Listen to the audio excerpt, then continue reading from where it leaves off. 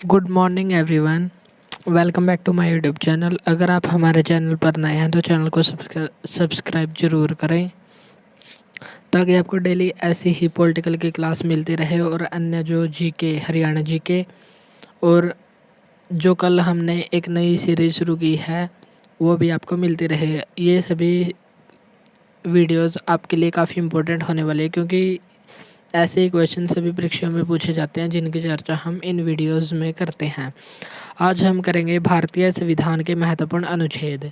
ये अनुच्छेद हमारी 4 क्लासों में कंप्लीट होंगे जिसमें हम संविधान के 1 से 395 अनुच्छेद तक जितने भी इम्पोर्टेंट अनुच्छेद बनते हैं जो बार बार परीक्षाओं में पूछे जाते हैं उनकी चर्चा हम यहाँ करेंगे। आज हम करेंगे भाग 1 से भाग 3 के बीच महत्वपूर्ण अनुच्छेद। भाग 1 चलिए तो हम शुरू करते हैं।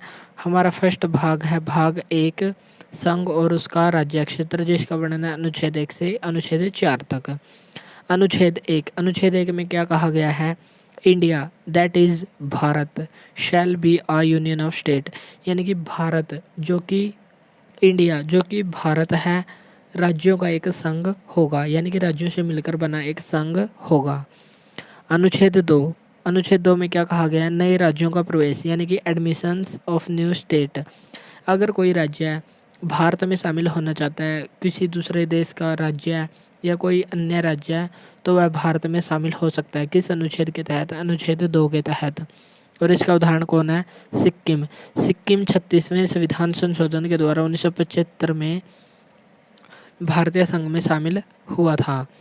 नेक्स्ट है अनुच्छेद 3 नए राज्यों का गठन, यानी कि फॉर्मेशन ऑफ न्यू स्टेट। यदि भारतीय सीमा के अंदर ही किसी राज्य की सीमा में परिवर्तन करना हो या किसी एक राज्य से 2 राज्य या 3 राज्य बनाने हो, जैसे 31 अक्टूबर 2019 को जम्मू कश्मीर राज्य को लद्दाख और जम्मू कश्मीर यूटी में विभाजित कर दिया गया, तो किस अनुच्छेद के तहत? अनुच्छेद 3 के तहत। और इसका उदाहरण क्या है? तेलंगाना 2 जून 2014 को आंध्र प्रदेश से अलग करके एक नया राज्य बनाया गया अनुच्छेद 3 के तहत, जिसमें राज्यों की सीमा, नाम, क्षेत्र परिवर्तन आदि शामिल है। नेक्स्ट है हमारा भाग 2 अनुच्छेद 5 से 11 तक है। इसमें नागरिकता का वर्णन किया गया है। इसमें महत्वपूर्ण अनुच्छेद 5, इसमें संविधान लागू होने के समय कौन कौन भारत का नागरिक होगा। यानी कि जब भारत का संविधान लागू हुआ 26 जनवरी 1950 को, उस समय भारत में जितने भी लोग रहते थे उनमें से कौन भारत का नागरिक होगा, इसके बारे में अनुच्छेद 5 में बताया गया है। नेक्स्ट है अनुच्छेद 6 पाकिस्तान से भारत आए नागरिकों को नागरिकता कैसे मिलेगी? Migrated to India from Pakistan, यानी कि जो पाकिस्तान से भारत आए थे व्यक्ति, हिंदू आए थे जो, उनको भारत की नागरिकता कैसे प्राप्त होगी, इसके बारे में प्रावधान किया गया है अनुच्छेद 6 में। नेक्स्ट है अनुच्छेद नंबर 9। अनुच्छेद 9 में किसका वर्णन है? स्वेच्छा से किसी अन्य देश की नागरिकता ग्रहण करने पर स्वतः ही भारत की नागरिकता समाप्त हो जाएगी। यदि कोई भारतीय किसी अन्य देश में जाकर वहाँ की नागरिकता प्राप्त कर लेता है तो भारत की नागरिक स्वतः यानी कि अपने आप ही समाप्त हो जाएगी। इसका वर्णन किस अनुच्छेद में? अनुच्छेद 9 में। पाकिस्तान से आए व्यक्तियों की नागरिकता कैसे मिलेगी, उसका वर्णन है अनुच्छेद 6 में। अनुच्छेद 11 नागरिकता संबंधी कानून बनाने का अधिकार संसद के पास होगा, यानी कि नागरिकों को नागरिकता कैसे मिलेगी, अन्य देशों से आए नागरिकों को नागरिकता कैसे मिलेगी, इन सभी विषयों से संबंधित कानून बनाने का अधिकार भारतीय संसद के पास होगा। इसका वर्णन किस अनुच्छेद में? अनुच्छेद 11 में। नेक्स्ट है भाग 3 में किसका वर्णन है? मूल अधिकारों का वर्णन है जो 12 से 35 तक शामिल किए गए हैं। अनुच्छेद 12 से 35 तक भारतीय संविधान में भारतीय नागरिकों के मूल अधिकार शामिल किए गए हैं। पहले मूल अधिकारों की संख्या 7 थी, लेकिन 44वें संविधान संशोधन के द्वारा इसकी संख्या हो गई 6। तो एक मौलिक अधिकार को कानूनी अधिकार बना दिया गया जिसका वर्णन अनुच्छेद 31 में था, लेकिन वर्तमान में किस में है? अनुच्छेद 300A में। किस संविधान संशोधन के द्वारा? 44वां संविधान संशोधन के द्वारा। भाग कौन सा है? भाग 12 में इसका वर्णन अब किया गया है। संपत्ति का अधिकार वर्तमान में मौलिक अधिकार न होकर एक कानूनी अधिकार है। ये सभी बातें हमको यहाँ ध्यान में रखनी है। वर्तमान में हमारे पास कितने मौलिक अधिकार हैं? 6 मौलिक अधिकार हैं। अनुच्छेद 12 में किसका वर्णन है? राज्य की परिभाषा, यानी कि राज्य के जो 4 अंग होते हैं, जनसंख्या, क्षेत्र, संप्रभुता और सरकार, इसके बारे में राज्य की परिभाषा दी गई है अनुच्छेद 12 में। अनुच्छेद 13, संसद द्वारा बनाया गया कानून अगर मौलिक अधिकारों से असंगत है, यानी कि मौलिक अधिकारों का उल्लंघन करता है, तो न्यायालय इस कानून को समाप्त कर सकता है। इसको कहते हैं जुडिशियल रिव्यू, यानी कि न्यायिक पुनरावलोकन। तो इसका संबंध किससे? अनुच्छेद 13 से। नेक्स्ट है अनुच्छेद 14, विधि के समक्ष समानता, यानी कि विधि का शासन, यानी कि अगर कोई अपराध करता है, चाहे वह कोई भी नागरिक क्यों न हो, उसको कानून के समक्ष समान समझा जाएगा, उसके साथ किसी प्रकार का भेदभाव नहीं किया जाएगा। लेकिन इसमें अपवाद क्या है? राष्ट्रपति और राज्यपाल। नेक्स्ट है अनुच्छेद 15(1), इसमें क्या कहा गया है? धर्म, जाति, लिंग, वंश, जन्म स्थान के आधार पर प्रदेश में भेदभाव नहीं होगा। उसके साथ ये कहकर भेदभाव नहीं होगा कि यह तो इस धर्म से है, इस जाति से है, इस लिंग से है, या इस वंश से है, या इसका जन्म तो यहाँ नहीं हुआ इसलिए इसके साथ न्याय नहीं किया जा सकता। तो ऐसा कोई भी भेदभाव नहीं किया जा सकता। इसका अनुच्छेद 15 के क्लॉज 1 में वर्णन किया गया है। नेक्स्ट है 15(6) और 16(6), इन दोनों अनुच्छेदों को 103वें संविधान संशोधन के द्वारा 2019 में जोड़ा गया था। EWS, इकोनॉमिक वीकर सेक्शन, यानी कि आर्थिक रूप से कमज़ोर वर्ग को 10% का आरक्षण दिया गया। और किस अनुच्छेद में? अनुच्छेद 15(6) और 16(6) में इसका वर्णन किया गया है। नेक्स्ट है अनुच्छेद 16, लोक नियोजन में अवसर की समता। लोक नियोजन यानी कि जो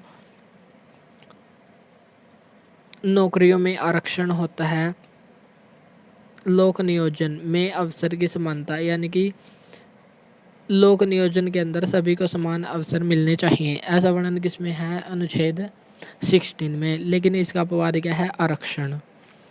नेक्स्ट है अनुच्छेद 17, जो काफ़ी इंपॉर्टेंट है, जो बार बार परीक्षा में पूछा जाता है। अस्पृश्यता यानी कि अनटचेबिलिटी का अंत किससे संबंधित है? अनुच्छेद 17 से। अनुच्छेद 18, उपाधियों का अंत, यानी कि किसी भी उपाधि को ग्रहण नहीं किया जा सकता। और इसके अपवाद क्या है? सेना और शिक्षा, इन दोनों की उपाधियों को छोड़कर किसी अन्य टाइटल्स का सभी का अंत कर देगा। जैसे राय बहादुर आदि उपाधियों को अब नहीं लिया जा सकता। पद्म अवार्ड्स कब शुरू हुए थे? 1954 में। और चुप रहने का अधिकार, विचार एवं अभिव्यक्ति की स्वतंत्रता का वर्णन किस अनुच्छेद में? अनुच्छेद 19(1)(a) में। और इसको कैसे बोला जाता है? Article 19 clause 1 sub clause A. तो इसको क्या कहते हैं? 19 क्लॉज 1 क्लॉज ए, जिसमें किसका वर्णन है? विचार एवं अभिव्यक्ति की स्वतंत्रता का वर्णन किया गया है। नेक्स्ट है अनुच्छेद 20, इसमें दोष सिद्धि से संरक्षण, यानी कि एक अपराध के लिए 2 बार दंड नहीं मिलेगा, यानी कि डबल जियोपार्डी नहीं होगी। एक अपराध के लिए केवल एक ही बार सजा मिलेगी।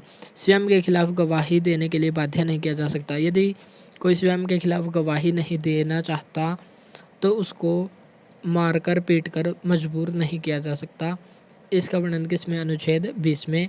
और एक अपराध के लिए एक ही बार ही सजा मिलेगी, ये भी है अनुच्छेद 20 में।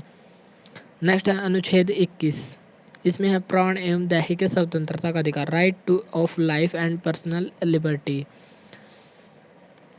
यानी कि प्राइवेसी, निजता का अधिकार, किसमें? अनुच्छेद 21 में। संविधान का सबसे बड़ा अनुच्छेद कौन सा है? अनुच्छेद 21। यदि आपसे क्वेश्चन पूछे कि संविधान का सबसे बड़ा भाग कौन सा है? भाग 5। लेकिन सबसे बड़ा अनुच्छेद कौन सा है? अनुच्छेद 21। नेक्स्ट है अनुच्छेद 21(a), इसको कब जोड़ा गया था? 86वें संविधान संशोधन के द्वारा 2002 में जोड़ा गया था।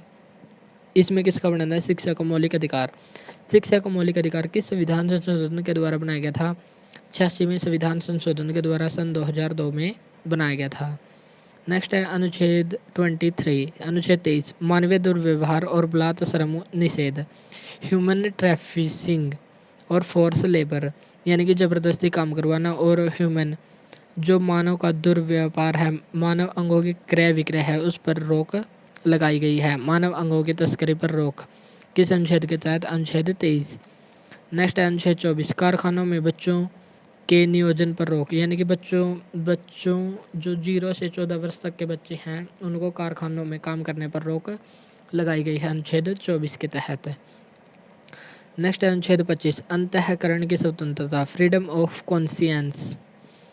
अंतःकरण की स्वतंत्रता, किसी भी धर्म को मानने की स्वतंत्रता, न मानने की स्वतंत्रता, प्रचार करें न करें, राज्य इसमें हस्तक्षेप नहीं करेगा। ऐसा किसमें कहा गया? अनुच्छेद 25 में। नेक्स्ट है अनुच्छेद 27, किसी भी धर्म की वृद्धि के लिए कोई टैक्स नहीं लगेगा। फीस तो लग सकती है लेकिन टैक्स नहीं लगेगा, जैसे जजिया कर नहीं लगेगा। तो किसी भी धर्म की वृद्धि के लिए कोई टैक्स नहीं लगेगा। नेक्स्ट है इंडिया दैट इज़। अब आज हमने किए महत्वपूर्ण अनुच्छेद भाग 1, भाग 2 और भाग 3 से संबंधित। अब हम इनसे संबंधित महत्वपूर्ण क्वेश्चनों की चर्चा करेंगे ताकि जो हमने पढ़े हैं वो हमको रिवाइज हो जाएं। India that is Bharat.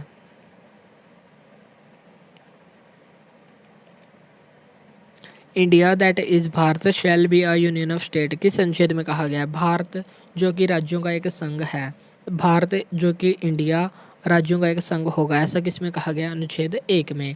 भाग 1 जो राज्य एवं उसका क्षेत्र उससे संबंधित है। अनुच्छेद 2 में किसका वर्णन है? नए राज्यों का प्रवेश, यानी कि एडमिशन ऑफ न्यू स्टेट किस में है? अनुच्छेद 2 में। लेकिन फॉर्मेशन ऑफ न्यू स्टेट किस में है? अनुच्छेद 3 में। नए राज्यों का प्रवेश का मतलब क्या है? यानी कि यदि कोई राज्य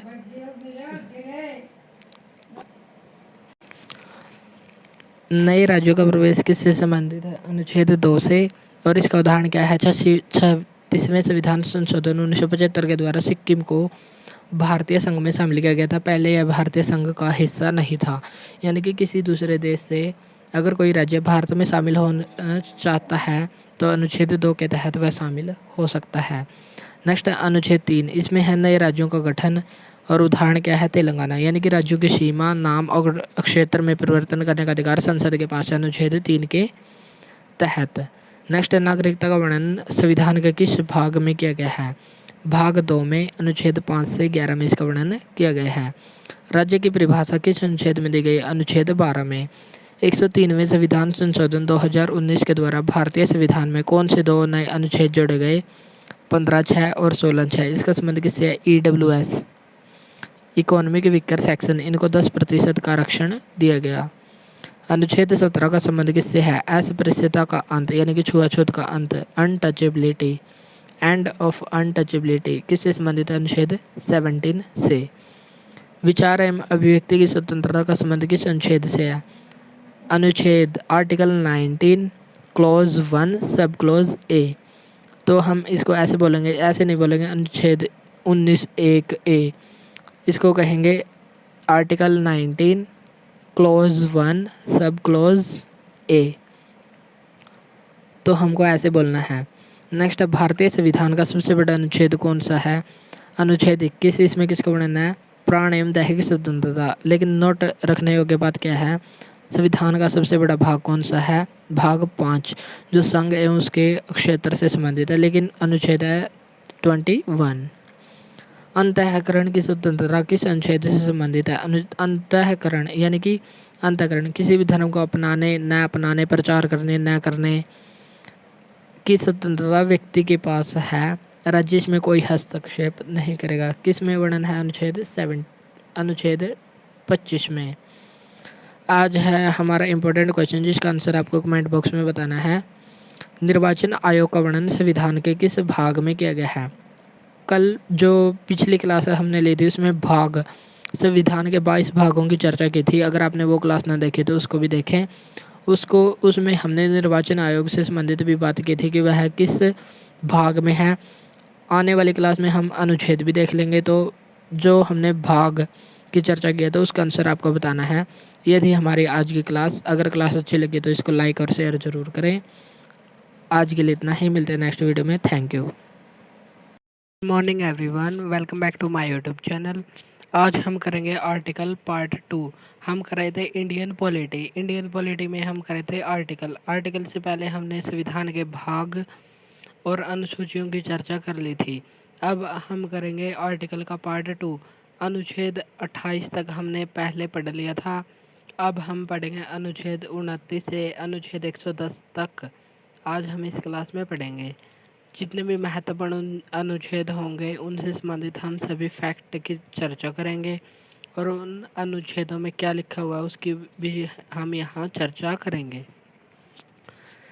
आज है हमारा अनुच्छेद 29। इसमें क्या कहा गया है? अल्पसंख्यकों के हितों का संरक्षण, यानी कि जो संख्या में कम है, जिनकी संख्या 50% से कम है, उनको कहा जाता है अल्पसंख्यक। भारत में माइनॉरिटी या अल्पसंख्यक कितने हैं? 6।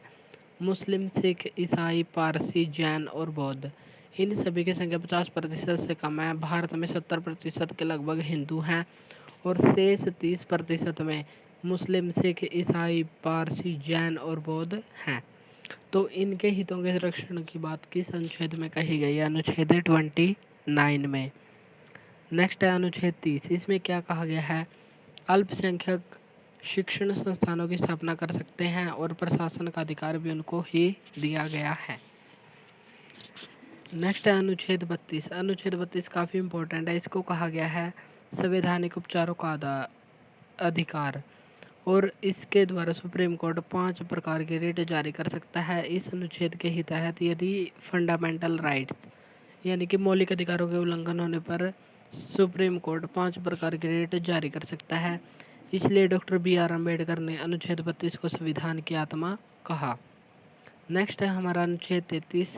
सैन्य बलों के फंडामेंटल राइट्स को सीमित करने का अधिकार संसद के पास होगा, यानी कि जो व्यक्ति सेना में कार्य कर रहे हैं उनके मौलिक अधिकारों को सीमित करने का अधिकार संसद के पास होगा। ऐसी व्यवस्था किस अनुच्छेद में? अनुच्छेद 33 में।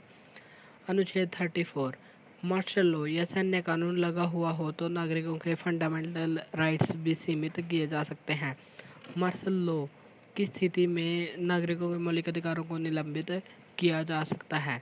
नेक्स्ट है हमारा भाग 4। भाग 4 में किसका वर्णन है?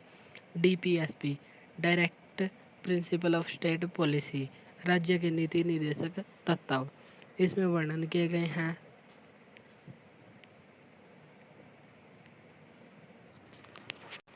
अनुच्छेद 36 से 51 तक ये DPSP कोर्ट में परिवर्तनीय नहीं होंगे। नेक्स्ट है हमारा अनुच्छेद 38। इसमें लोक कल्याणकारी राज्य है, पब्लिक वेलफेयर स्टेट के बारे में वर्णन हमको यहाँ मिलता है। नेक्स्ट है 39A। अनुच्छेद 39A। इसमें निःशुल्क विधिक सहायता, फ्री लीगल एड की व्यवस्था की गई है। यदि कोई वकील लेने में सक्षम नहीं है तो सरकार उसको वकील मुहैया करवाएगी। यह है निःशुल्क विधिक सहायता। किस अनुच्छेद में? अनुच्छेद 39A में। और यह व्यवस्था कब की गई थी? 42वें संविधान संशोधन के द्वारा 1976 में यह व्यवस्था की गई थी। अनुच्छेद 40। इसका संबंध किससे? ग्राम पंचायत का गठन से संबंधित है। नेक्स्ट है अनुच्छेद 43B। इसमें सहकारी समिति का वर्णन किया गया है, भाग 9B, और इसको 97 में संविधान संशोधन के द्वारा 2011 में जोड़ा गया था। नेक्स्ट है हमारा अनुच्छेद 44। इसमें है यूनिफॉर्म सिविल कोड यानी कि समान नागरिक संहिता। वर्तमान में यह गोवा में लागू है। इसमें सभी धर्मों में विवाह, तलाक, गोद एक जैसे हों, ऐसी व्यवस्था पर बल दिया जाता है। तो समान नागरिक संहिता किसमें है? अनुच्छेद 44 में। अनुच्छेद 47। इसमें पोषण और लोक स्वास्थ्य की देखभाल पर बल दिया गया है। लिकर यानी कि शराबबंदी से संबंधित कानून भी अनुच्छेद 49 से ही संबंधित है। नेक्स्ट अनुच्छेद है हमारा अनुच्छेद 48A 48A। इसमें पर्यावरण संरक्षण और वन्यजीव रक्षा के बारे में बताया गया है। अनुच्छेद 42। संविधान संशोधन 42वें द्वारा 1976 में इसको जोड़ा गया था। नेक्स्ट है अनुच्छेद 50। कार्यपालिका व न्यायपालिका का पृथक्करण यानी कि सेपरेशन ऑफ पावर। कार्यपालिका और न्यायपालिका दोनों अलग अलग हैं, उनके कार्य अलग अलग हैं, तो इनके कार्यों का पृथक्करण किस अनुच्छेद के तहत किया गया? अनुच्छेद 50 के तहत। नेक्स्ट है अनुच्छेद 51। अनुच्छेद 51 अंतर्राष्ट्रीय शांति से संबंधित है और इसमें भारत की विदेश नीति का विवरण किया गया है। नेक्स्ट है हमारा भाग 4A। भाग 4A जिसमें मौलिक कर्तव्य शामिल है। मौलिक कर्तव्य अनुच्छेद 51A में है और भाग 4A में, क्योंकि इनको 42वें संविधान संशोधन 1976 के द्वारा जोड़ा गया था सरदार स्वर्ण सिंह की समिति की सिफारिश पर।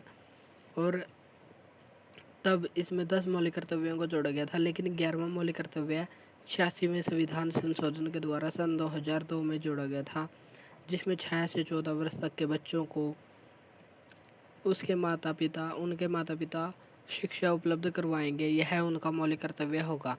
तो 11वां मौलिक कर्तव्य शिक्षा से संबंधित है। सन 2002 में 86वें संविधान संशोधन के द्वारा इसको जोड़ा गया था। तो वर्तमान में कितने मौलिक कर्तव्य मिले हुए हैं? 11 मौलिक कर्तव्य। ये बात भी हमको यहाँ ध्यान रखनी है। नेक्स्ट है भाग 5। भाग 5 संविधान का सबसे बड़ा भाग है, जिसमें संघ या यूनियन का वर्णन किया गया है। यह अनुच्छेद 52 से 151 तक फैला हुआ है। सबसे बड़ा भाग है और इसमें लगभग 100 अनुच्छेद हैं। अनुच्छेद 52, अनुच्छेद 52, इसके तहत भारत का एक राष्ट्रपति होगा। अनुच्छेद 53, कार्यपालिका शक्ति राष्ट्रपति में निहित होगी। अनुच्छेद 54, इसमें राष्ट्रपति के निर्वाचक मंडल के बारे में बताया गया है कि इसमें कौन कौन शामिल होगा। इसमें इलेक्टेड एमपी और इलेक्टेड एमएलए यानी कि निर्वाचित सांसद और निर्वाचित विधायक शामिल होते हैं। नेक्स्ट है निर्वाचन की विधि। अनुच्छेद 55 में निर्वाचन की विधि, मैनर ऑफ इलेक्शन, एकल संक्रमणीय मत पद्धति के द्वारा राष्ट्रपति का चुनाव होता है। अनुच्छेद 56, इसमें कार्यकाल यानी कि टर्म ऑफ ऑफिस, और कार्यकाल कितना होता है? 5 वर्ष होता है। नेक्स्ट है अनुच्छेद 57, री इलेक्ट यानी कि राष्ट्रपति का पुनर्निर्वाचन। यदि राष्ट्रपति 5 वर्ष पूरा कर ले तो वह दोबारा से भी चुनाव लड़ सकता है, और कितनी ही बार भी चुनाव लड़ सकता है। ऐसे कोई प्रावधान नहीं किया गया कि 1 बार या 2 बार या 3 बार, कितनी बार भी राष्ट्रपति चुनाव वापस दोबारा से लड़ सकता है। अनुच्छेद 58, इसमें योग्यता या क्वालिफिकेशन के बारे में बताया गया है, और राष्ट्रपति की योग्यता कितनी है? वह भारत का नागरिक हो, उसकी आयु कम से कम 35 वर्ष हो। शर्तें, अनुच्छेद 59, 59 के तहत शर्तें, कंडीशंस बताई गई हैं कि वह पागल या दिवालिया न हो। नेक्स्ट है हमारा अनुच्छेद 60। 60 में है शपथ यानी कि ओथ। राष्ट्रपति को शपथ कौन दिलाता है? जो हमारा मुख्य न्यायाधीश है, सर्वोच्च न्यायालय का मुख्य न्यायाधीश शपथ दिलवाता है। यदि सर्वोच्च न्यायालय का मुख्य न्यायाधीश न हो तो सुप्रीम कोर्ट में जो भी सीनियर जज होगा वह राष्ट्रपति को शपथ दिलवाएगा। अनुच्छेद 61, 61 में किसका वर्णन किया गया? महाभियोग प्रक्रिया का, इम्पीचमेंट। और एक बात और हमको ध्यान रखने की, महाभियोग शब्द केवल भारत के राष्ट्रपति के लिए ही प्रयोग हुआ है। सर्वोच्च न्यायालय या अन्य संवैधानिक पदों के लिए कहीं भी महाभियोग शब्द का प्रयोग नहीं हुआ है। नेक्स्ट है अनुच्छेद 63, इसमें कहा गया कि भारत का एक उपराष्ट्रपति होगा। अनुच्छेद 64, इसमें कहा गया कि भारत का उपराष्ट्रपति होगा जो राज्यसभा का प्रधान सभापति भी होगा। नेक्स्ट है अनुच्छेद 66, इसमें कहा गया कि राष्ट्रपति, इसमें उपराष्ट्रपति के निर्वाचन के बारे में बताया गया है। नेक्स्ट है अनुच्छेद 69, इसमें उपराष्ट्रपति को शपथ के बारे में बताया गया है, और शपथ कौन दिलवाता है? राष्ट्रपति। अनुच्छेद 71, इसमें राष्ट्रपति और उपराष्ट्रपति चुनाव में यदि कोई विवाद हुआ है तो विवाद का निपटारा सर्वोच्च न्यायालय ही करेगा। ऐसा प्रावधान इसमें किया गया है।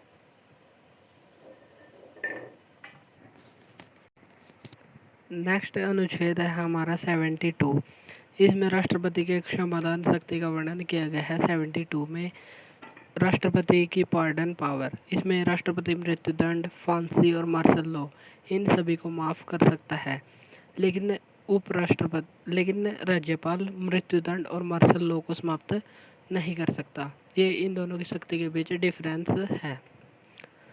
नेक्स्ट है 74, अनुच्छेद 74, राष्ट्रपति को सलाह देने के लिए एक मंत्रिपरिषद होगा जिसका प्रमुख प्रधानमंत्री होगा। ऐसा किसमें कहा गया? 74 के 1 पार्ट में ऐसा कहा गया है। अनुच्छेद 75 3, इसको कहते हैं अनुच्छेद आर्टिकल 75 क्लोज 3। इसमें मंत्री परिषद सामूहिक रूप से लोकसभा के प्रति उत्तरदायी होगी, और यदि कोई एकल मंत्री होगा तो वह किसके प्रति उत्तरदायी होगा? राष्ट्रपति के प्रति। इसका वर्णन किया गया है 75 क्लोज 2, और 75 क्लोज 3 में क्या कहा गया है? मंत्रिपरिषद सामूहिक रूप से यानी कि संपूर्ण मंत्रिपरिषद लोकसभा के प्रति उत्तरदायी होगी। नेक्स्ट है हमारा 76, इसमें भारत के महान्यायवादी अटॉर्नी जनरल के बारे में बताया गया है।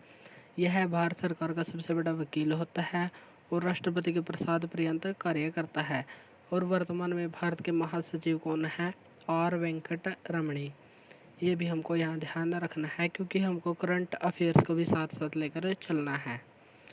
नेक्स्ट है हमारा संसद। संसद को हम कैसे याद करेंगे? सरला।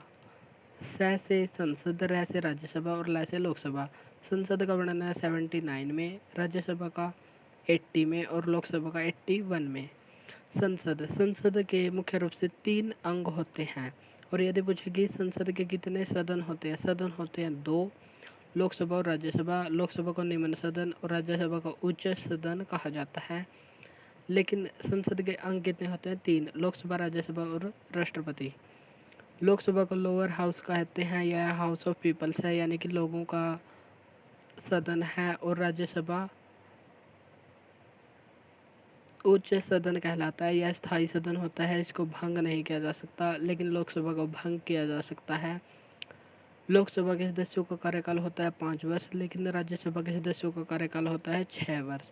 और प्रत्येक 2 वर्ष के बाद 2/3 सदस्य अपना पद छोड़ते रहते हैं, यानी कि वे रिटायर होते रहते हैं और नए 2/3 सदस्य इसमें शामिल होते रहते हैं। राष्ट्रपति राज्यसभा में 12 सदस्यों को मनोनीत करता है, जो भिन्न भिन्न क्षेत्रों से होते हैं, जैसे साहित्य, शिक्षा, विज्ञान इत्यादि से। नेक्स्ट है हमारा अनुच्छेद 85, अनुच्छेद 85। इसमें संसद सत्र, सत्राहुत, सत्रावसान, यानी कि सत्र की शुरुआत और सत्र का अंत या विघटन, भंग, सदन सत्र होता है। इसमें राष्ट्रपति संसद की शुरुआत करता है, अंत करता है या भंग करता है। तो एक क्वेश्चन है यहाँ पर, निम्न में से कौन सत्रावसान करता है? सत्रावसान का मतलब है सत्र को समाप्त करना। और सत्राहुत, सत्रावसान और भंग कौन करता है? राष्ट्रपति करता है। तो हमारा आंसर हो जाएगा राष्ट्रपति। एक नोट रखने योग्य बात क्या है? सत्रावसान, सत्राहुत दोनों ही राष्ट्रपति करेगा। राष्ट्रपति करता है सत्रावसान और सत्राहुत। सत्र स्थगन, यानी कि सत्र को बीच में रोकना, कौन करता है? सत्र का अध्यक्ष। जो भी सत्र का अध्यक्ष होगा वह सत्र को बीच में रोक सकता है, इसको कहते हैं स्थगन। स्थगन का मतलब है बीच में रोकना। यदि सत्रावसान और सत्राहुत पूछा जाए तो राष्ट्रपति करेगा, लेकिन स्थगन सत्र का अध्यक्ष कर सकता है। नेक्स्ट है अनुच्छेद 87, अनुच्छेद 87। इसमें राष्ट्रपति का विशेष अभिभाषण होता है। जब भी कोई नई सरकार का गठन होता है तो राष्ट्रपति अपना विशेष अभिभाषण या शुरुआत में भाषण देता है, उसको कहते हैं राष्ट्रपति का विशेष अभिभाषण। या किसी विशेष मुद्दे पर राष्ट्रपति यदि संसद के दोनों सदनों को बुलाना चाहे और वह अपना विशेष अभिभाषण भी दे सकता है। नेक्स्ट है अनुच्छेद 93, अनुच्छेद 93। इसमें लोकसभा स्पीकर और डिप्टी स्पीकर के बारे में बताया गया है। नेक्स्ट है अनुच्छेद 105, 105 में सांसद यानी कि MP, मेंबर ऑफ पार्लियामेंट के विशेष अधिकारों के बारे में बताया गया है। नेक्स्ट है अनुच्छेद 108। इसमें संयुक्त बैठक का उल्लेख किया गया, यानी कि संसद के लोकसभा और राज्यसभा दोनों की जब संयुक्त बैठक होती है उसका वर्णन किसमें है? अनुच्छेद 108 में। इसके तहत संयुक्त बैठक को बुलाया जा सकता है। नेक्स्ट है एक क्वेश्चन, क्या धन विधेयक पर जॉइंट सीटिंग होती है? तो हमारा आंसर हो जाएगा नो। क्यों धन विधेयक पर जॉइंट सीटिंग क्यों नहीं होता है? क्योंकि धन विधेयक राष्ट्रपति की पूर्व अनुमति पर पेश किया जाता है और धन विधेयक को राष्ट्रपति साइन करने से मना नहीं कर सकता, क्योंकि यह राष्ट्रपति की पूर्व परमिशन से ही पेश किया जाता है। और एक नोट रखने योग्य बात क्या है? धन विधेयक और संविधान संशोधन विधेयक पर संयुक्त बैठक नहीं होती है। यह हमको नोट लगाकर बात ध्यान रखनी है। नेक्स्ट है अनुच्छेद 110। इसमें किसका वर्णन है? धन विधेयक, यानी कि मनी बिल की परिभाषा इसमें दी गई है। नेक्स्ट है अनुच्छेद 111। इसमें विधेयक पर राष्ट्रपति की अनुमति होती है। जैसे पहले लोकसभा में पेश होता है, फिर राज्यसभा में और फिर राष्ट्रपति। राष्ट्रपति इस पर 3 स्थितियां लागू कर सकता है। जैसे पहले तो साइन कर दे, या साइन ना करे तो इसको रिजेक्ट कर सकता है, या रिजेक्ट किए बिना ही उसको अपने पॉकेट वीटो का प्रयोग कर सकता है, यानी कि ना तो वह साइन करता और ना ही रिजेक्ट, अपने पॉकेट में डाल लेता है, उसको कहते हैं पॉकेट वीटो। नेक्स्ट अनुच्छेद 112। इसमें किसका वर्णन है? वार्षिक वित्तीय विवरण, एनुअल फाइनेंशियल स्टेटमेंट, जिसको साधारण भाषा में बजट भी कहते हैं, लेकिन भारतीय संविधान में कहीं पर भी बजट शब्द को उल्लेख नहीं किया गया है। बजट के स्थान पर वार्षिक वित्तीय विवरण कहा गया है। नेक्स्ट है अनुच्छेद 114। इसमें किसका वर्णन है? विनियोग विधेयक का, एप्रोप्रिएशन बिल का। इसमें संचित निधि से पैसा निकालने के लिए संसद द्वारा पारित के लिए बिल पास करना अनिवार्य होता है। यदि संसद से पैसा निकालना हो तो यदि संचित निधि से पैसा निकालना हो तो उसके लिए एक बिल पास करना पड़ता है, उसका नाम है विनियोग विधेयक। नेक्स्ट है अनुच्छेद 123। इसमें किसका वर्णन है? राष्ट्रपति के पास अध्यादेश की शक्ति यानी कि ऑर्डिनेंस पावर ऑफ प्रेसिडेंट। इसके कौन सा अनुच्छेद है? अनुच्छेद 123। और 213 किसका है? राष्ट्रपति जो गवर्नर का है। गवर्नर यानी कि राज्यपाल की अध्यादेश शक्ति 213 में है, लेकिन राष्ट्रपति की 123 में। राष्ट्रपति की विधायी शक्ति है ये कानून निर्माण शक्ति, इसको कहते हैं राष्ट्रपति की विधायी शक्ति। अब हम देख लेते हैं कुछ क्वेश्चन जो हमने आज महत्वपूर्ण अनुच्छेद पढ़े, उससे संबंधित महत्वपूर्ण क्वेश्चनों की चर्चा हम कर लेते हैं। सैन्य बलों के मौलिक अधिकार को सीमित करने का अधिकार संसद के पास होगा, ऐसा किस अनुच्छेद में कहा गया है? अनुच्छेद 33। यहाँ पर 33 हमारा आंसर हो जाएगा, 33 में कहा गया है। नेक्स्ट है सुप्रीम कोर्ट किस अनुच्छेद के तहत 5 प्रकार की रेट जारी कर सकता है? अनुच्छेद 32 के तहत। और यदि पूछे हाई कोर्ट कर सकता है अनुच्छेद 226 के तहत। लोक कल्याणकारी राज्य का वर्णन किस अनुच्छेद में? अनुच्छेद 38 में। ग्राम पंचायत का गठन किस अनुच्छेद के तहत किया गया? अनुच्छेद 40 के तहत। नेक्स्ट क्वेश्चन है हमारा पर्यावरण संरक्षण एवं वन्यजीव रक्षा का वर्णन किस अनुच्छेद में? अनुच्छेद 48A में। मौलिक कर्तव्य अनुच्छेद 51A में भाग 4A में। और सरदार स्वर्ण सिंह समिति की सिफारिश पर 42वें संविधान संशोधन के द्वारा 1976 में जोड़े गए। इस संविधान संशोधन के द्वारा भारतीय संविधान में बहुत सारी चीज़ें जोड़ी गई, हटाई गई, इसलिए यह सबसे बड़ा संविधान संशोधन है, इसलिए इसको मिनी कॉन्स्टिट्यूशन या लघु संविधान की संज्ञा भी दी जाती है। जो हमको ध्यान रखना है, भारत का एक राष्ट्रपति होगा किस अनुच्छेद में कहा गया? अनुच्छेद 52 में। नेक्स्ट है राष्ट्रपति पर महाभियोग प्रस्ताव किस अनुच्छेद के तहत लगाया जाता है? अनुच्छेद 61 के तहत। अनुच्छेद 64 में किसका वर्णन है? उपराष्ट्रपति राज्यसभा का पदेन सभापति होगा। नेक्स्ट है राष्ट्रपति की समाधान शक्ति का वर्णन किस अनुच्छेद में? अनुच्छेद 72 में। नेक्स्ट संसद का वर्णन किस अनुच्छेद में है? सरला से संसद 79, राज्यसभा 80 में और लोकसभा 81 में। वार्षिक वित्तीय विवरण का वर्णन किस अनुच्छेद में? अनुच्छेद 112 में। और धन विधेयक का वर्णन किस अनुच्छेद में है? 110 में। आज का हमारा क्वेश्चन है जिसका आपको आंसर कमेंट बॉक्स में देना है, वो है EWS इकोनॉमिक वीकर सेक्शन का संबंध किस संविधान संशोधन से है? आगे जब हम इसको मौलिक अधिकारों को पढ़ेंगे तो EWS से संबंधित 2 अनुच्छेद है, 15(6) और 16(6), 15 क्लॉज 6 और 16 क्लॉज 6, इनकी भी हम विशेष रूप से चर्चा करेंगे। अब फिलहाल हमको ये बताना है कि कौन से संविधान संशोधन से संबंधित है। आज के लिए इतना ही, मिलते हैं नेक्स्ट वीडियो में। अगर क्लास अच्छी लगी तो इसको लाइक और शेयर ज़रूर करें। Thank you. Good morning everyone, welcome back to my YouTube channel. आज हम करेंगे अनुच्छेद क्लास की, जो हमारे अनुच्छेद चल रहे हैं आज हम करेंगे उसका 3rd पार्ट। हमने अनुच्छेद नंबर 1 से लेकर अनुच्छेद नंबर 123 तक देख लिया था। 1 में क्या था? भारत राज्यों का संघ है, India that is Bharat shall B A union of state. और 123 में क्या था? राष्ट्रपति के अध्यादेश संबंधी शक्ति। आज हम करेंगे उससे आगे, और इस पार्ट के बाद हमारा एक पार्ट और बच जाएगा जिसमें हम अनुच्छेद को ही करेंगे। आज है हमारा अनुच्छेद 124। इसमें किसका वर्णन है? Supreme court. सुप्रीम कोर्ट की संरचना, नियुक्ति, शपथ, वेतन, भत्ते और पदच्युत यानी कि पद से हटाना, संरचना, कैसा सुप्रीम कोर्ट होगा, नियुक्ति कौन करेगा, शपथ कौन दिलवाएगा और वेतन कितना होगा, इन सभी का वर्णन किसमें है? अनुच्छेद 124 में। नेक्स्ट इंपॉर्टेंट अनुच्छेद है हमारा अनुच्छेद 126। इसमें कार्यवाहक मुख्य न्यायाधीश यानी कि एक्टिंग चीफ जस्टिस, जो कार्यवाहक होते हैं, यदि हमारे पास मुख्य न्यायाधीश न हो तो कार्यवाहक मुख्य न्यायाधीश को बुलाया जाता है। तो उस किस अनुच्छेद के तहत बुलाया जाता है?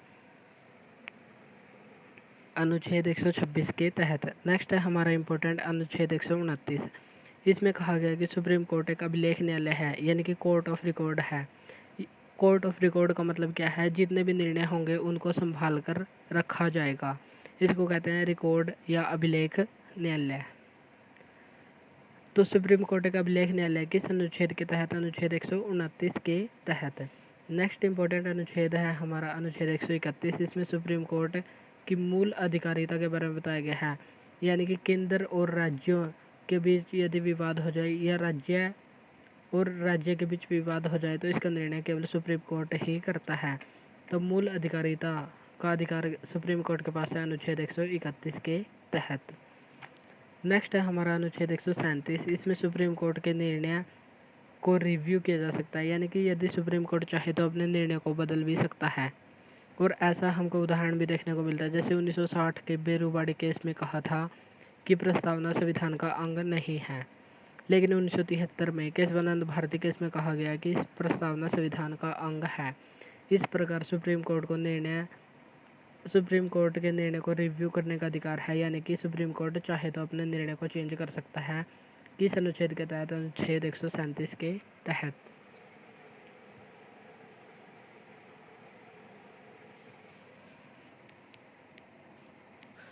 नेक्स्ट इम्पोर्टेंट अनुच्छेद है हमारा अनुच्छेद 141।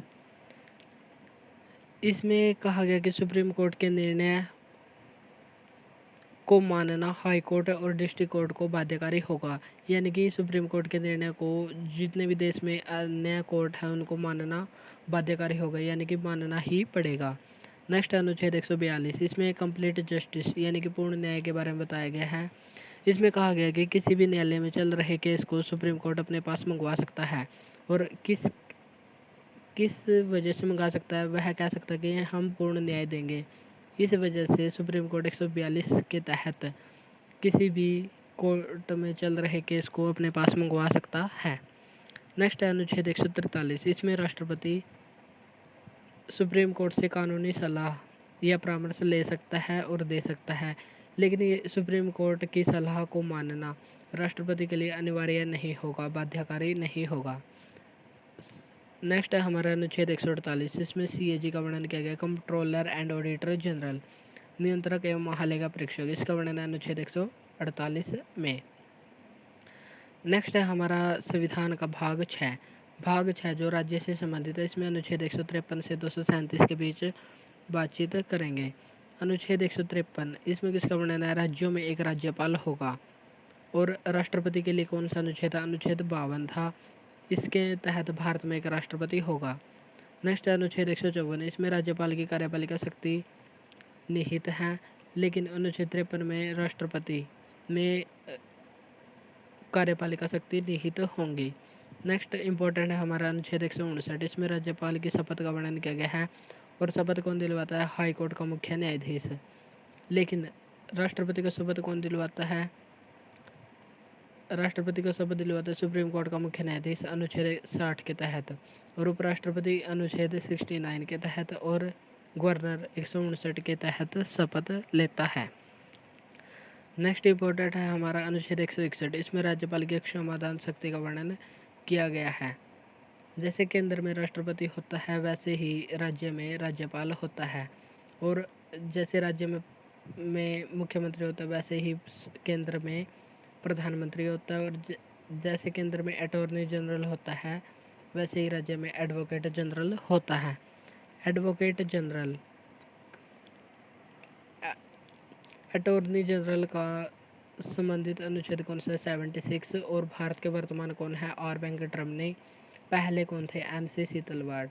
ये सभी बातें हमको ध्यान रखना है। राष्ट्रपति की क्षमादान शक्ति किसमें है? अनुच्छेद 72 में। एक यहाँ पर नोट लगाने योग्य बात क्या है? नोट लगाकर हमको ध्यान रखना है कि राज्यपाल मृत्युदंड यानी कि कैपिटल पनिशमेंट और मार्शल लॉ की सज़ा को माफ़ नहीं कर सकता। अन्य सज़ाओं को माफ़ कर सकता, लेकिन मृत्युदंड और मार्शल लॉ की सज़ा को माफ़ नहीं कर सकता। नेक्स्ट इंपॉर्टेंट अनुच्छेद है हमारा अनुच्छेद 163। इसमें राज्यपाल को सलाह देने के लिए एक मंत्रिपरिषद होगा जिसका प्रमुख मुख्यमंत्री होगा। ऐसा किसमें कहा गया? अनुच्छेद 163 में। लेकिन संघ के संबंध में किसमें कहा गया? अनुच्छेद 74 में। नेक्स्ट है हमारा अनुच्छेद 165। इसमें राज्य का सबसे बड़ा वकील महाधिवक्ता कौन होगा? Advocate general. किसका वर्णन किस में है? अनुच्छेद 165 में। लेकिन केंद्र के लिए क्या होगा? अटॉर्नी जनरल, महान्यायवादी, जिसका वर्णन है अनुच्छेद 76 में।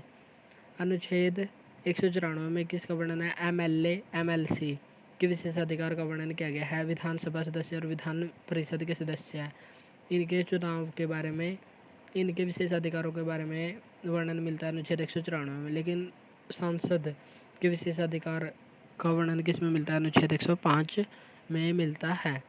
नेक्स्ट है अनुच्छेद हमारा 200।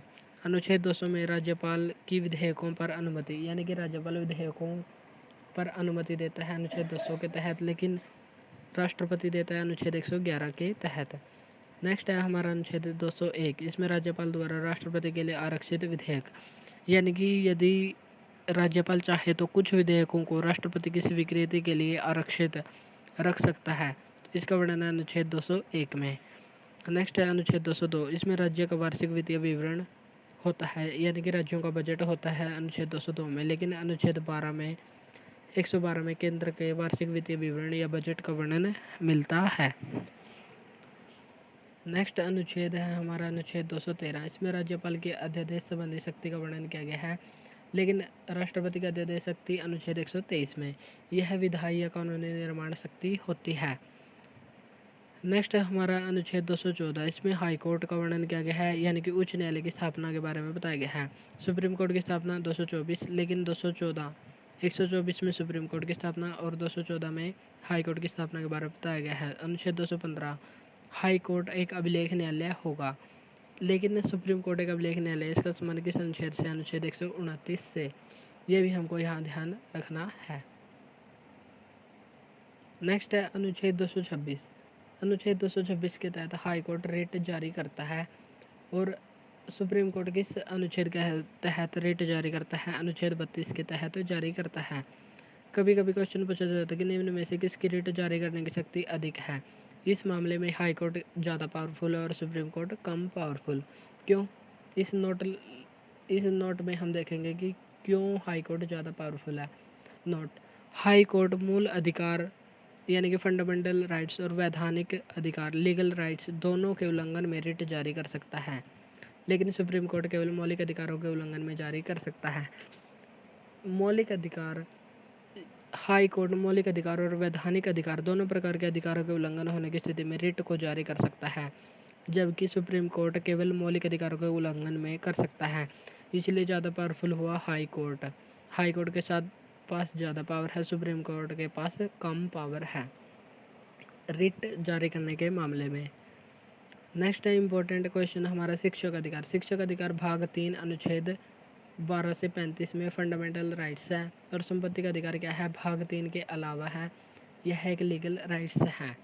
तो लीगल राइट्स, इसमें हाई कोर्ट रिट जारी कर सकता है, लेकिन इसमें सुप्रीम कोर्ट ही रिट जारी करेगा। हाई कोर्ट भी कर सकता है और सुप्रीम कोर्ट भी जारी कर सकता है। नेक्स्ट है अनुच्छेद 235। इसमें अधीनस्थ न्यायालयों पर पूर्ण नियंत्रण उच्च न्यायालय का होगा। नेक्स्ट है हमारा भाग 7। भाग 7 को निरस्त कर दिया गया है, जिसमें था अनुच्छेद 238। अब हम इसको नहीं पढ़ेंगे क्योंकि यह हमारे लिए इम्पोर्टेंट नहीं है। नेक्स्ट है हमारा भाग 8। इसमें संघ शासित क्षेत्र, यानी कि यूनियन टेरिटरी, यूटी का वर्णन किया गया है, जो अनुच्छेद 239 से 242 तक किया गया है। अनुच्छेद 239 ए जो दिल्ली से संबंधित है, और इससे संबंधित अधिनियम कौन सा है? 69वां संविधान संशोधन 1991 संबंधित है। नेक्स्ट है हमारा अनुच्छेद 241। इसमें यूटी में एचसी होगा, यानी कि जो यूनियन टेरिटरी है उसमें हमारा हाई कोर्ट होगा। जैसे वर्तमान में 8 यूनियन टेरिटरी हैं, जिनमें से दिल्ली, जम्मू कश्मीर और लद्दाख, इनमें हाई कोर्ट है। नेक्स्ट है हमारा भाग 9। भाग 9 किससे संबंधित है? भाग 9 73वें संविधान संशोधन से संबंधित है। 1992 में इसको जोड़ा गया, पंचायती राज व्यवस्था से संबंधित है। यह कब लागू हुआ? 24 अप्रैल 1993 को। इसमें अनुच्छेद 243 से 243 ओ तक हैं। इसमें कुल 16 अनुच्छेद हैं टोटल। सबसे पहला तो ये रहा 243, फिर 243 ए से ओ, 15 ये और 1 ये, तो टोटल कितने हो गए? 16 अनुच्छेद हो गए। अब हम देख लेते हैं इनके महत्वपूर्ण अनुच्छेद। 243 ए, अनुच्छेद 243 ए में कौन कौन से किसका वर्णन है, ग्राम सभा का गठन का वर्णन इसमें किया गया है। नेक्स्ट है 243 जी। इसमें ग्राम पंचायत की शक्तियों के, जैसे हम पार्ले जी खाते हैं, पार्ले जी खाने से आती है हमको ताकत, तो ग्राम पंचायत की शक्तियों का वर्णन किसमें है, 243 जी में अनुसूची 11, इसमें 29 विषय शामिल हैं। नेक्स्ट है 243 आई का मतलब है इनकम, तो राज्य वित्त आयोग का वर्णन किस अनुच्छेद में है, अनुच्छेद 243 आई में। नेक्स्ट है हमारा 243 के, इसमें किसका वर्णन है, राज्य निर्वाचन आयोग का, स्टेट इलेक्शन कमीशन का वर्णन किसमें, अनुच्छेद 243 के में। जैसे केंद्र में वित्त आयोग होता है अनुच्छेद 280 के तहत, वैसे ही राज्य में वित्त आयोग होता है 243 आई के तहत। और केंद्र के बाद आता है स्टेट के बाद आता है लोकल गवर्नेंस यानी कि ग्राम पंचायत। तो पंचायतों से संबंधित वित्त आयोग का वर्णन किसमें, अनुच्छेद 243 आई में। और नगर निकायों से संबंधित वित्त आयोग का वर्णन किसमें, अनुच्छेद 243 वाई में। ये भी हमको यहाँ ध्यान रखना है। नेक्स्ट है हमारा भाग 9 नगर पालिका से संबंधित है। 74वें संविधान संशोधन 1992 के द्वारा इसको जोड़ा गया। इसमें अनुच्छेद 243 पी से 243 जेड जी तक। इसके महत्वपूर्ण अनुच्छेद हैं 243 क्यू, इसमें नगर पालिका के गठन के बारे में बताया गया है। नेक्स्ट 243 वाई, इसमें राज्य वित्त आयोग के बारे में बताया गया है जो नगर निकायों से संबंधित है। लेकिन पंचायत से संबंधित राज्य वित्त आयोग कौन सा है, 243 आई का मतलब है इनकम और जी का मतलब है शक्ति, यानी कि जी पार्ले जी खाने से आती है हमको ताकत। तो ग्राम पंचायत की शक्तियों का वर्णन है अनुच्छेद 243 जी में। नेक्स्ट अनुच्छेद है हमारा 243 जेड ए, इसमें राज्य निर्वाचन आयोग के बारे में बताया गया है। नेक्स्ट है 243 जेड डी, जिसमें जिला आयोजन समिति डिस्ट्रिक्ट प्लानिंग कमेटी के बारे में वर्णन मिलता है। नेक्स्ट है हमारा भाग 9 बी में किसका वर्णन है, अनुच्छेद 243 जेड एच से जेड टी तक वर्णन है। इसमें सहकारी समिति का वर्णन है जो 97वें संविधान संशोधन 2011 के द्वारा इसको जोड़ा गया था। नेक्स्ट है हमारा भाग 10 जो सुप्रीम कोर्ट से संबंधित है, सुप्रीम कोर्ट के अनुच्छेद 244 से संबंधित है। भाग 11 केंद्र राज्यों से संबंधित है, 245 से 263 तक केंद्र राज्यों से संबंधों के बारे में बताया गया है। अनुच्छेद 246, इसमें किसके बारे में बताया गया है, इसमें अनुसूची 7 के बारे में बताया गया है। अनुसूची 7 में कितनी सूचियाँ हैं, सूची 3 है, संघ सूची, राज्य सूची और संवर्ती सूची। संघ सूची, इसमें वे विषय शामिल है जिन पर केवल केंद्र सरकार ही कानून बना सकती है और वर्तमान में इसमें कितने विषय हैं, 100 विषय इसमें शामिल हैं। नेक्स्ट है राज्य सूची, राज्य सूची में 61 विषय शामिल हैं। इन विषयों पर केवल राज्य सरकार ही कानून बना सकती है। संवर्ती सूची में वे विषय शामिल हैं जिन पर केंद्र और राज्य दोनों सरकारें कानून बना सकते हैं, लेकिन यदि दोनों में किसी एक कानून को लेकर विवाद उत्पन्न हो जाए तो केंद्र का कानून मान्य होगा, राज्य का इसमें कानून मान्य नहीं होगा। संवर्ती सूची में मूल संविधान में 47 विषय थे, लेकिन 42वें संविधान संशोधन के द्वारा इसमें 5 विषयों को जोड़ा गया, तो इसमें हो गए वर्तमान में 52 विषय। लेकिन इसमें से 5 विषय, राज्य सूची में से 5 विषय हटाए गए, तो राज्य सूची में मूल संविधान में थे 66 विषय, लेकिन 5 संवर्ती सूची में जोड़ दिए गए, तो इसमें है 61 विषय वर्तमान में और संवर्ती सूची में है 52 विषय। ये सभी बातें हमको यहाँ ध्यान रखनी है। नेक्स्ट है अनुच्छेद 246 ए मतलब संविधान संशोधन के द्वारा जोड़ा गया है 246 ए। इसमें GST का वर्णन है, गुड्स एंड सर्विस टैक्स। इसको 101वें संविधान संशोधन के द्वारा जोड़ा गया और यह कब लागू हुआ, 1 जुलाई 2017 से लागू हुआ। संवर्ती सूची पर लगने वाला टैक्स कौन सा है, GST, जिसका वर्णन है अनुच्छेद 246 ए में। और यदि आपसे क्वेश्चन पूछे कि 279 ए, इसमें किसका वर्णन है, इसमें वर्णन है GST काउंसिल का, जिसको हम आगे पढ़ेंगे। GST काउंसिल का 279 ए में, लेकिन GST का वर्णन है 246 ए में। ये बात हमको यहाँ ध्यान रखनी है। नेक्स्ट है हमारा 249 राष्ट्रीय हित में राज्य सूची पर कानून बनाने की शक्ति संसद के पास होगी। यदि कोई राष्ट्रीय हित में कानून होगा, तो यदि वह राज्य सूची का भी विषय हुआ तो उस पर कानून बनाने की शक्ति केंद्र के पास होगी, ऐसा किसमें कहा गया, अनुच्छेद 249 में। नेक्स्ट इंपॉर्टेंट अनुच्छेद है हमारा 254, इसमें संवर्ती सूची के बारे में बताया गया है। केंद्र और राज्य यदि असंगत यानी कि मिसमैच हो जाए तो इसमें संसद का कानून मान्य होगा। इसमें संविधान में लिख कर दिया है अनुच्छेद 254 में, यदि संवर्ती सूची पर कोई कानून राज्य और केंद्र दोनों बनाते हैं और दोनों मिसमैच या असंगत हो तो इसमें संसद का कानून मान्य होगा। अनुच्छेद 254 में ऐसा कहा गया है। नेक्स्ट है हमारा अनुच्छेद 262। इसमें क्या कहा गया है? नदी जल विवाद के बारे में बताया गया है, प्राधिकरण और आयोग। और उदाहरण क्या है? कावेरी नदी जल विवाद। कावेरी नदी 262 के तहत यदि कई राज्यों या दो राज्यों के बीच नदी के जल को लेकर विवाद हो जाए तो एक प्राधिकरण या आयोग बनाया जा सकता है अनुच्छेद 262 के तहत। और इसका उदाहरण कौन सा है? कावेरी नदी। कावेरी नदी जल विवाद। कावेरी नदी के उद्गम कहाँ पर है? ब्रह्मगिरी, कोडागु जिला, कर्नाटक में। और यह किन किन राज्यों से संबंधित है? कर्नाटक, तमिलनाडु, पुडुचेरी से होती हुई या बंगाल की खाड़ी में गिर जाती है। लेकिन कुछ नदियाँ केरल से आकर इसमें मिलती है, तो केरल की सहायक नदियाँ हैं। तो इस प्रकार इसमें शामिल राज्य 3 हैं और एक यूटी है। कर्नाटक, तमिलनाडु, केरल और पुडुचेरी, ये 4 यहाँ से संबंधित हैं। कावेरी नदी जल विवाद। नेक्स्ट है अनुच्छेद 263। इसमें किसका वर्णन है? इंटर स्टेट काउंसिल यानी कि अंतर्राज्यीय परिषद। और इसके अध्यक्ष कौन होते हैं? इसके अध्यक्ष होते हैं प्रधानमंत्री। ये बात भी हमको यहाँ ध्यान रखनी है। अब हम करेंगे इनसे संबंधित कुछ महत्वपूर्ण क्वेश्चन। किस अनुच्छेद में उल्लेख किया गया है कि सुप्रीम कोर्ट एक अभिलेख न्यायालय होगा? अभिलेख न्यायालय होगा अनुच्छेद 129 में, लेकिन हाई कोर्ट एक अभिलेख न्यायालय होगा, इसका वर्णन है अनुच्छेद 215 में। लेकिन 214 में किसका वर्णन है? हाई कोर्ट की स्थापना के बारे में इसमें बताया गया है। नेक्स्ट है सुप्रीम कोर्ट अपने निर्णय का रिव्यू मतलब अपने निर्णय को चेंज कर सकता है, ऐसा किस अनुच्छेद में कहा गया है? अनुच्छेद 137 में। क्या कभी सुप्रीम कोर्ट ने अपने निर्णय को बदला है? हाँ, बदला है। 1960 में बेरुबाड़ी का केस हुआ था, इसमें कहा गया था कि प्रस्तावना संविधान का अंग नहीं है। लेकिन 24 अप्रैल 1973 को एक और केस आया, केशवानंद भारती केस। इसमें कहा गया कि प्रस्तावना संविधान का अंग है, तो सुप्रीम कोर्ट ने अपने निर्णय को बदल दिया।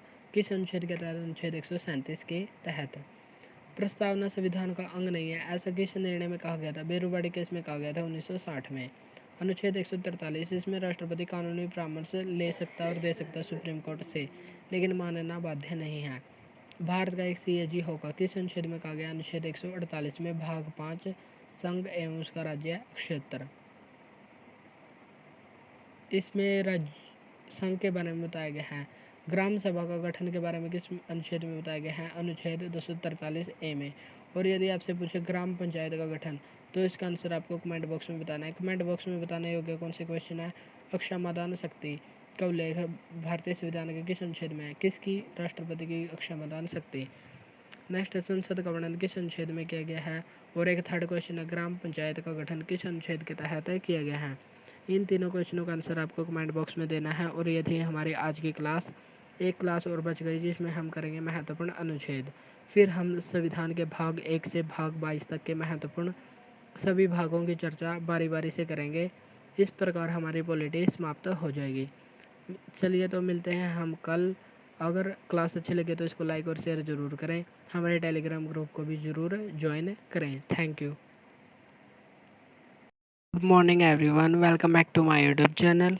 आज है हमारी अनुच्छेद से संबंधित 4th क्लास। आज हम इस क्लास से पहले हमने अनुच्छेद 1 से अनुच्छेद 263 तक के महत्वपूर्ण अनुच्छेदों की चर्चा कर ली है। अगर आपने वो क्लास ना देखी तो इससे पहले वो क्लास देखें। आज हम करेंगे अनुच्छेद 263 के बाद जो महत्वपूर्ण अनुच्छेद है 395 तक के महत्वपूर्ण अनुच्छेदों की चर्चा करेंगे। इस प्रकार हमारे महत्वपूर्ण अनुच्छेद आज समाप्त हो जाएंगे। चलिए तो हम शुरू करते हैं। आज है संविधान का भाग 12। संविधान के भाग 12 किससे संबंधित है? वित्त और संपत्ति से संबंधित है। अनुच्छेद 264 से 300A तक इसका वर्णन किया गया है। भाग 12 अनुच्छेद 266 सबसे इम्पोर्टेंट है। इसमें संचित निधि का वर्णन किया गया है, कंसोलिडेटेड फंड।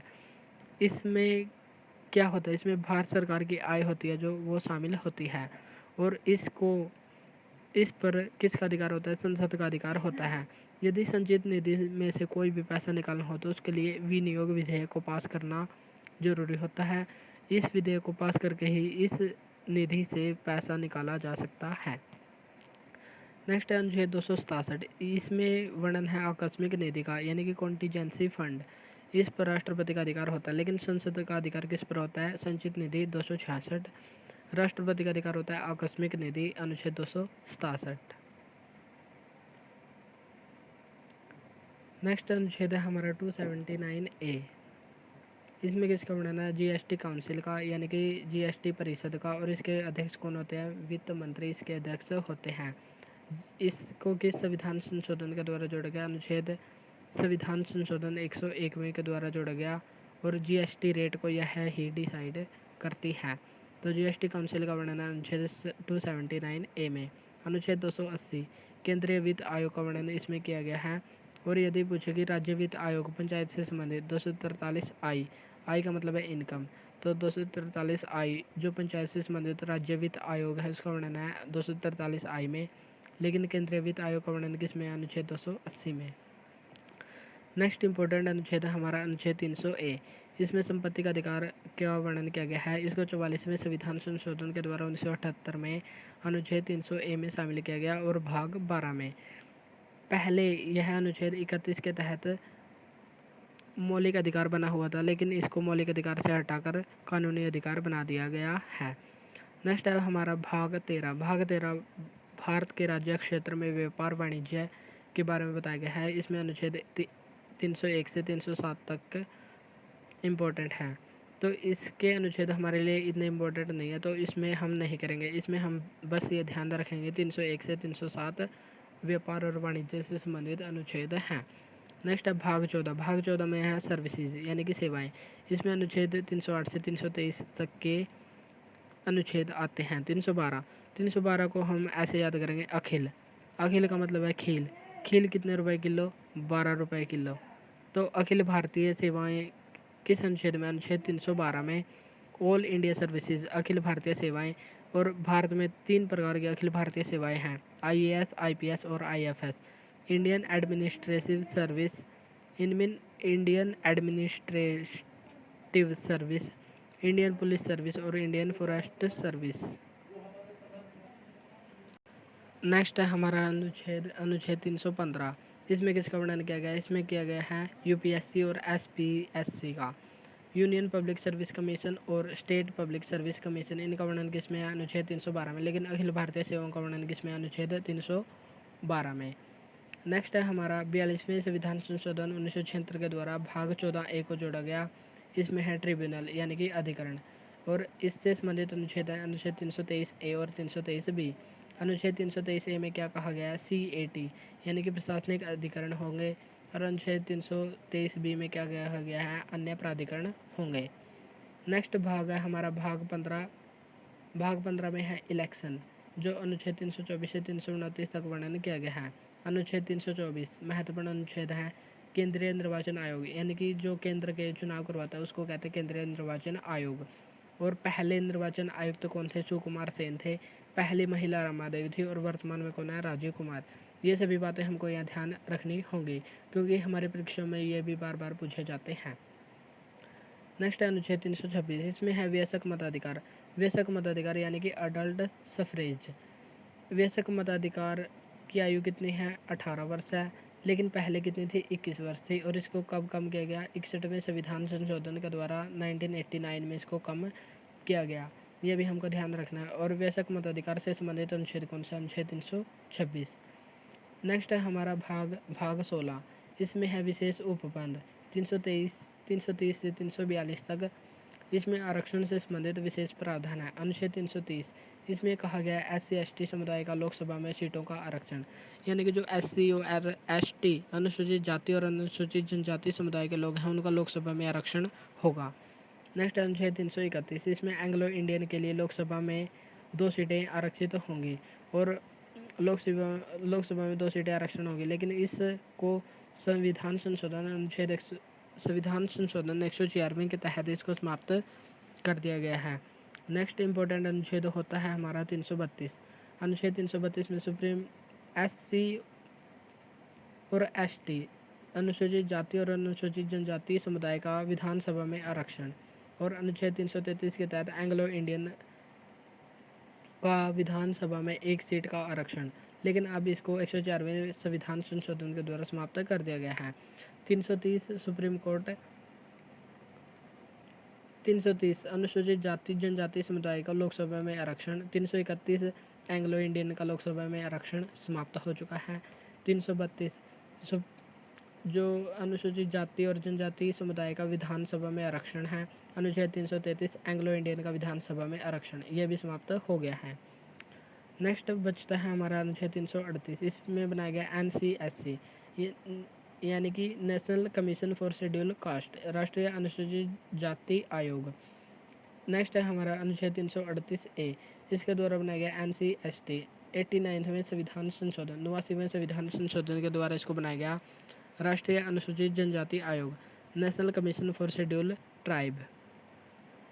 नेक्स्ट है हमारा भाग 17। भाग 17 काफ़ी इंपॉर्टेंट है क्योंकि हाल ही में 14 सितंबर को राष्ट्रीय हिंदी दिवस मनाया गया है, तो ये भाग हमारे लिए काफ़ी इंपॉर्टेंट हो जाता है क्योंकि इससे संबंधित भी हमारे एग्जाम्स में काफ़ी क्वेश्चन पूछे जाते हैं। भाग 17 का संबंध किससे है? राजभाषा से है, अनुच्छेद 343 से 351 तक। और इसमें 3 ही महत्वपूर्ण अनुच्छेद हैं। अनुच्छेद 343, इसमें संघीय राजभाषा के बारे में बताया गया। अनुच्छेद 344, राजभाषा के विकास के लिए हम आयोग बनाएंगे, यदि हमें आयोग बनाने की जरूरत पड़ी तो हम आयोग बनाएंगे। नेक्स्ट है 350A। इसमें प्राथमिक शिक्षा को मातृभाषा में देने का अनुरोध किया गया है, यानी कि जितने भी लोग हैं जिनकी जो भी मातृभाषा है उसमें उसको प्राथमिक शिक्षा अवश्य ही प्रदान की जाएगी। ऐसा किसमें कहा गया? अनुच्छेद 350A में।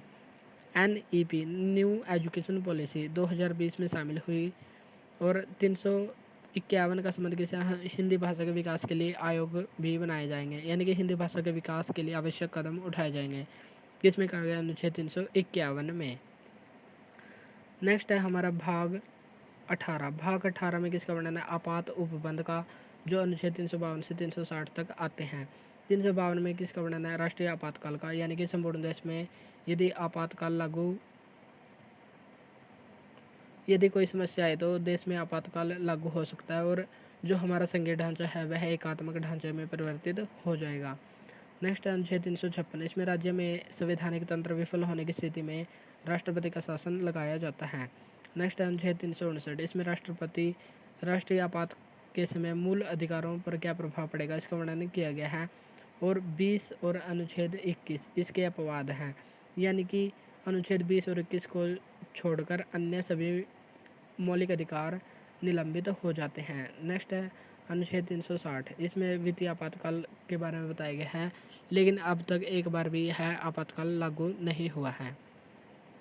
नेक्स्ट है हमारा भाग 19। इसमें है स्कैटर्ड, यानी कि प्रकीर्णन। और इसमें किसका? अनुच्छेद 361 से 367 आते हैं। नेक्स्ट है 361। इसमें राष्ट्रपति और राज्यपाल के पास विशेष अधिकार हैं, यानी कि इन पर जब तक ये अपने पद पर हैं इनको गिरफ्तार नहीं किया जा सकता, ये इनको विशेष अधिकार प्राप्त है अनुच्छेद 361 के तहत। नेक्स्ट है हमारा महत्वपूर्ण भाग 20। इसमें केवल एक ही अनुच्छेद आता है, अनुच्छेद 368। संविधान संशोधन का वर्णन है 368 के तहत, और यह कहाँ से लिया? साउथ अफ्रीका से लिया। अब तक भारतीय संविधान में 105 संशोधन हो चुके हैं, लेकिन 127 विधेयक पास हो चुके हैं। संशोधन हुए हैं 105, लेकिन जो विधेयक हैं वे पास हो चुके हैं 127। एक नोट रखने योग्य बात ध्यान रखने की 99वां संविधान संशोधन था जो सुप्रीम कोर्ट ने इसको असंवैधानिक घोषित कर दिया, क्योंकि इसमें NJAC national judiciary appointment commission के बारे में बताया गया था, इसलिए इसको सुप्रीम कोर्ट के द्वारा नष्ट कर दिया गया, असंवैधानिक करार दिया। नेक्स्ट है भाग 21। इसमें अस्थायी और संक्रमणकारी उपबंध है 369 से 392 तक। 370। इसमें जम्मू कश्मीर को विशेष राज्य का दर्जा दिया गया था, लेकिन 5 अगस्त 2019 को इसके अधिकांश भाग को समाप्त कर दिया गया, लेकिन संपूर्ण 370 की धारा को समाप्त नहीं किया गया है। जम्मू कश्मीर के आदेश 2017 में दिया गया था, लेकिन 31 अक्टूबर 2019 से इसको लागू कर दिया गया और जम्मू कश्मीर को 2 यूटी में विभाजित कर दिया गया, जम्मू कश्मीर और लद्दाख में। नेक्स्ट सबसे इम्पोर्टेंट भाग है हमारा भाग 22, जो 393 से 395 अनुच्छेद तक है। अनुच्छेद 393 में किसका वर्णन है? कॉन्स्टिट्यूशन ऑफ इंडिया, इसका नाम है कॉन्स्टिट्यूशन ऑफ इंडिया यानी कि भारत का संविधान। अनुच्छेद 394, इसमें 26 नवंबर 1949 को 16 अनुच्छेद लागू होंगे, ऐसा इसमें कहा गया था। तो अनुच्छेद 394 में 16 अनुच्छेद लागू होने के बारे में बताया गया है। अब हम देख लेते हैं कुछ महत्वपूर्ण क्वेश्चन। राष्ट्रीय आपातकाल का वर्णन किस अनुच्छेद में? अनुच्छेद 352 में। वित्तीय आपातकाल 360 और राष्ट्रपति शासन 356। राष्ट्रपति और राज्यपाल के पास विशेष अधिकार होंगे, ऐसा किसमें कहा गया? अनुच्छेद 361 में कहा गया है। संविधान संशोधन से संबंधित अनुच्छेद कौन सा है? अनुच्छेद 368 है और इसका वर्णन है भाग 20 में इसका वर्णन किया गया है। नेक्स्ट है राजभाषा का उल्लेख संविधान के किस भाग में मिलता है? ये क्वेश्चन आपको कमेंट बॉक्स में बताना है और ये भी बताना था, ये तो मैंने बता ही दिया। तो आप ये बता देना कि राजभाषा का उल्लेख संविधान के किस भाग में है।